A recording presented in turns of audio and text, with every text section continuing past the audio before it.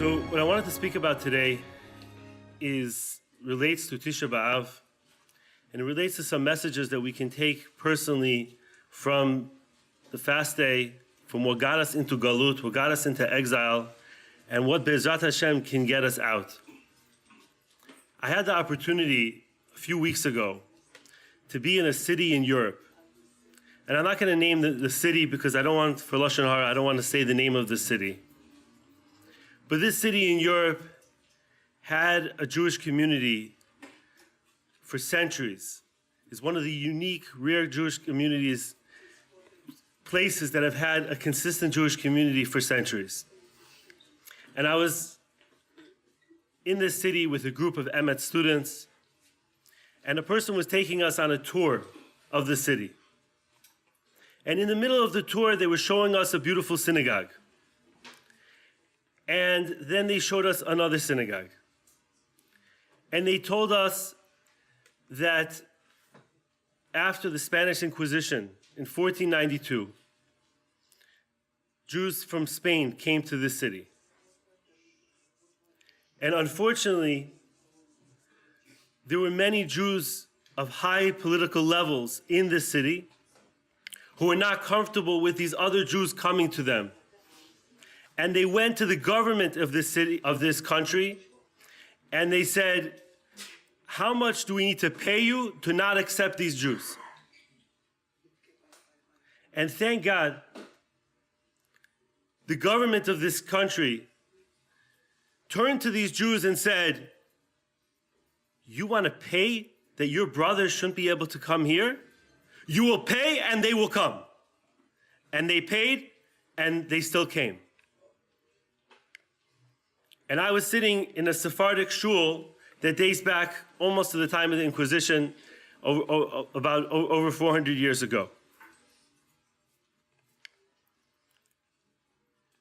We know that one of the main reasons we are in Galut today is because of Sinat Chinam, because of baseless hatred. Jews not caring about each other. But where does this come from? What I'm going to share with you in the next few minutes is based on a beautiful sefer named the Sfas Emes, and with a particular explanation of this that I learned from my father. So I just want to share with you some ideas that I think will make the Tisha B'Av more meaningful. There's a Mishnah in Pirkei Avot that says, Im ein ani li mili, im ani la'atzmi ma'ani. If I am not for myself, who is for me? But if all I am is for myself, what am I? And then the Mishnah ends off, Im lo achshav emasai. If not now, then when? Now, this Mishnah is one of my favorite Mishnayot in the entire Mishnayos. And I believe this Mishnah is teaching us something extremely powerful. And the idea that this Mishnah is teaching us is a person must take care of themselves. Im ein ani li mili. A person has to have a healthy sense of self. One of the most important things that I teach at Emet from my social work background and my rabbinic background is the importance of taking care of yourself, of having a healthy sense of self. But im ani la'atzmi ma'ani. If all I am is for myself, if all I am is self-centered and just caring about myself, what am I? I'm just an empty shell. And we know that so much of Torah is about balance. It's about finding a balance. And ultimately, this to me is one of the greatest balancing acts that we as a human being has to do. Find the balance between the self and the other. We need to have a healthy sense of self to take care of the other. But if all I am is myself, then there is nothing. There's nothing there. The greatest sense of self is when I take care of somebody else. And then the Mishnah ends off, Im lo achshav emasai. And until a few months ago, I did not understand why Hillel sticks that last line in. If not now, then when? It just seems like some good advice. What's the connection? And I think the explanation is because, like Reb Nachman of Breslov said, the world is a narrow bridge. But ultimately, you have to make the next step. Like we know if somebody's walking on a tightrope, How do you make it across a tightrope? You go like this, right? You one hand this way, one hand this way. You find balance. But you also have to move forward. If you don't keep moving forward, you're going to fall. So to me, this is a very, very powerful idea. The self and the other. But where is this all about? Where does this all come from? We know that in Eicha, we read that Yerushalayim is a city, Ir Shechuvra La Yachtav, a city of connectivity, a city of connection. Those of you who have the opportunity to go to the Kotel, you stand at the Kotel and you feel a connection. We talk about the Beit HaMikdash. What was so special about the Beit HaMikdash? They're doing ritual sacrifices. What's so important? What's so important about the Beit HaMikdash? So the way our rabbis teach us is that when we had the Beit HaMikdash, we were connected.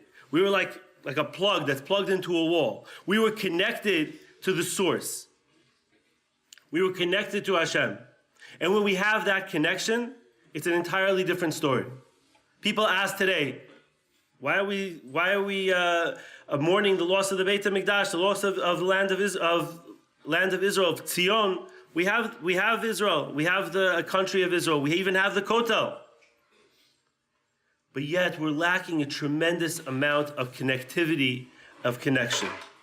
My father shares a beautiful story that he heard from Reb Shlomo Freifeld. Shlomo Freifeld was his Rebbe. My second son was named after him. He's the one who founded Yeshiva Shar Yoshev in Far Rockaway. And he used to give a shir once a month on the Sfas Emes, on this book. And he was given to recently married men. And I remember growing up, my father sharing the story with me so many times, because it had a very big impact on him, because he learned in that yeshiva right after he got married. And the following story, Rabbi Freifeld shared that a young man who just recently got married came to him and was listening to the shir and the Sfas Emes talking about all these spiritual concepts. And the guy goes home Friday night, and his wife tells him, as they're sitting down to eat, she says, I was tired today, I did not make chicken soup. And chicken soup was something he looked forward to the whole week, for chicken soup. And that was like Shabbat was chicken soup. And at that moment, he went into himself and he realized how much his wife was doing. And he appreciated her in a different level. And he said, chicken soup is chicken soup. But there's something much deeper here. And he not only did he not let it bother him, but that anger that started building up inside of him turned into love. And he came to Rabbi Freifeld the next week and he said that at that moment, he felt like he connected to something that was much deeper than himself. We know that the sins of Sinat Chinam really has its roots in the sin of Yosef and his brothers, when Yosef was sold by his brothers. So we need to talk a little bit about what took place at that time when Yosef was sold by his brothers. The Sfas Emes goes and explains it from a very deep level, an understanding of Avraham, Yitzchak, Yaakov, and each one their individual roles. We know that Avram was the character trait of chesed, of kindness, of just giving. We know that Yitzchak was the character trait of gevura, of order and rules.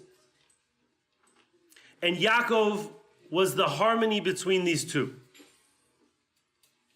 In many ways, the beginning of Yaakov's life, the first half of his life, he was doing kiruv. He was living in the house of Lavan. He was a harmony between all these different things together. Yosef and his brothers had a machloket, had a difference of agreement.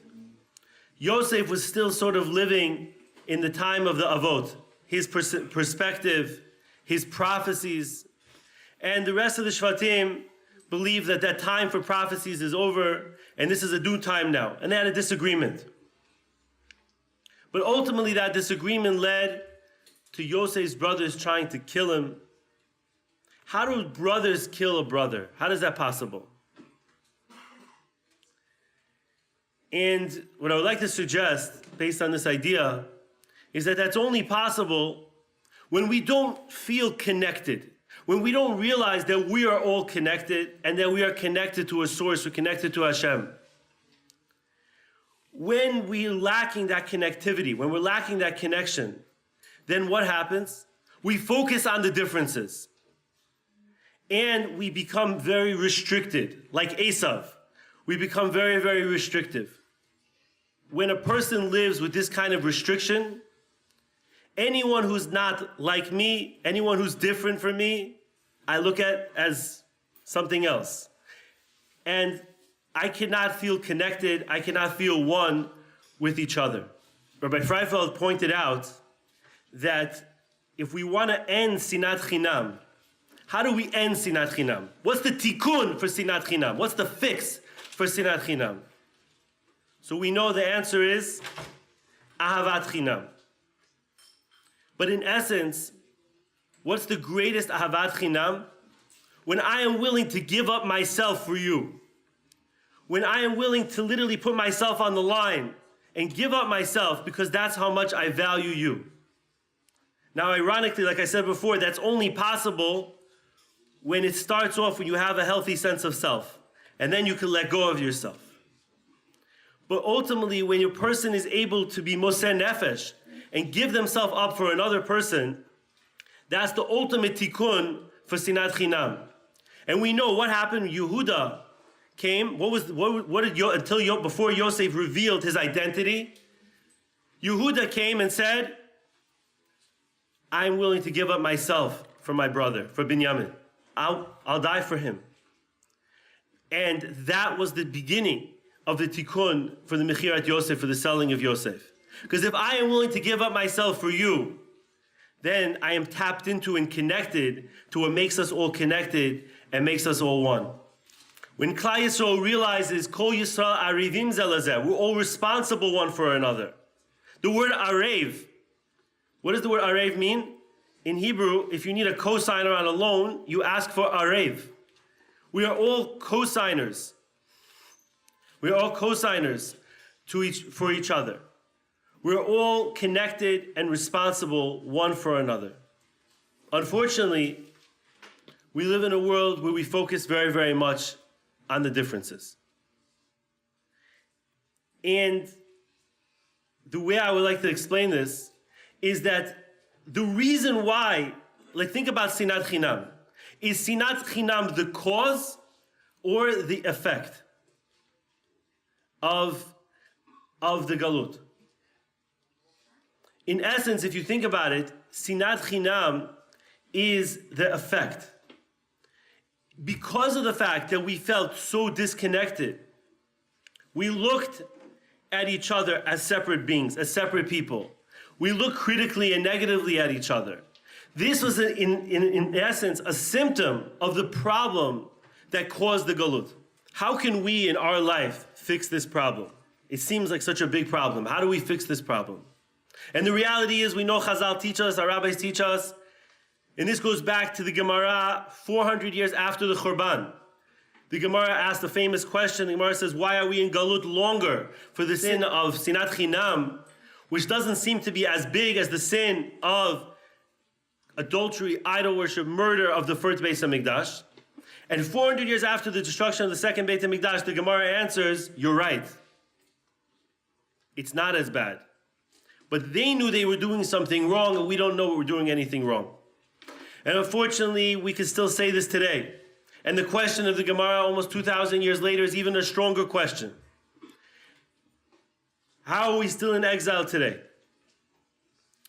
And I think the understanding is because at some level, we're still not feeling that sense of connection. We're still not feeling that sense of achrayot, of responsibility one for another. We're still living with this restrictedness of it has to be my way. and I can't respect other people who have different approaches and different perspective. Anti-Semitism, Esav, the Nazis were about extreme restrictiveness. There is no soul. It's just order. It's just rules. I was reading an article recently, and I hope it doesn't bother you if you drive a Ford car, but Henry Ford, the founder of the Ford company, was actually personally very responsible for the Holocaust.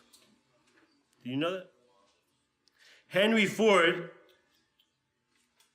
in the early 1920s, became a pretty rabid anti-Semite. And he became very paranoid. And he built up all these ideas in his head that the Jews, the international Jew, was responsible for all the problems in the world. And he had a lot of money. And he had his own magazine in Detroit.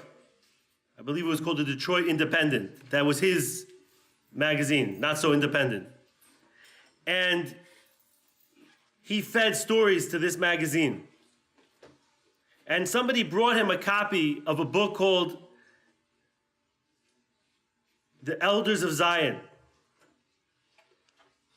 And this was a book that was actually written by people from the Tsar's government in Russia in the early 1900s, a propaganda book, The Protocols of the Elders of Zion, how there's this secret group of Jews that plan all these things against the world and try to overtake the world. It was total propaganda.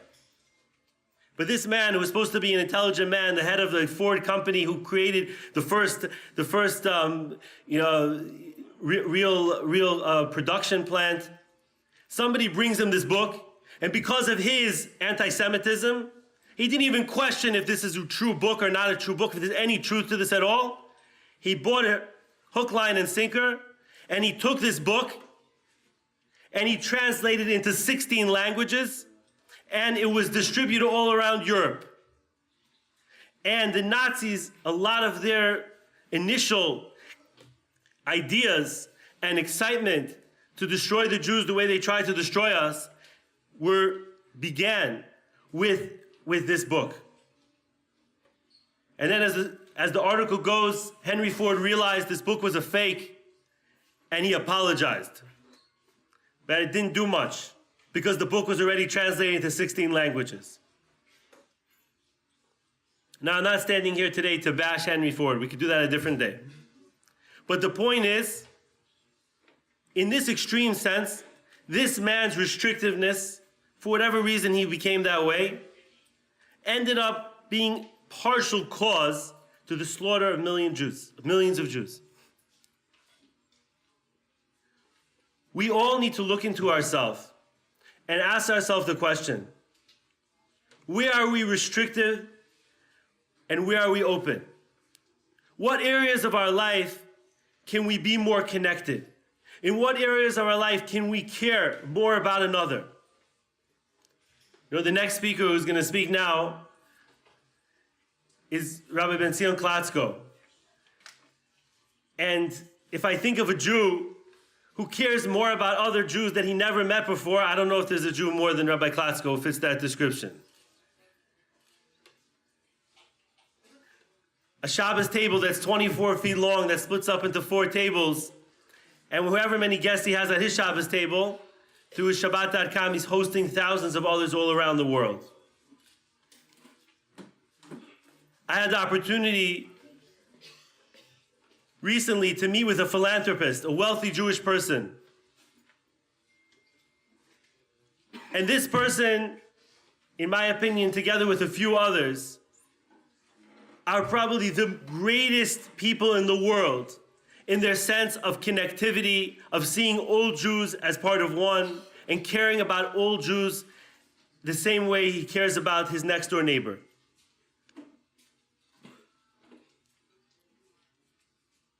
How do we become that kind of Jew? How do we become that kind of person?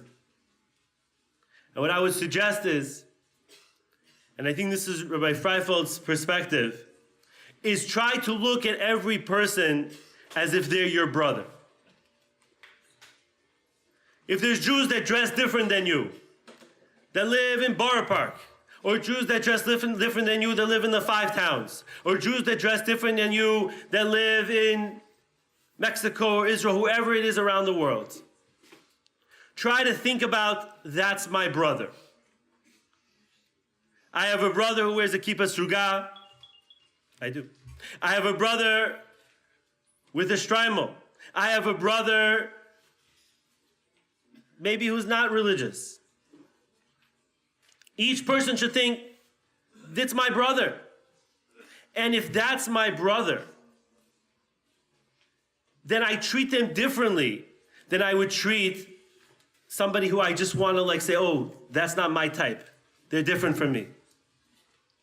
And if we can have this perspective, because if we think about what was the ultimate sin of Yosef being sold by his brothers stopped seeing each other as brothers. The tikkun for that is for all of us to see each other as brothers. I just had the opportunity to be in Israel for a few weeks.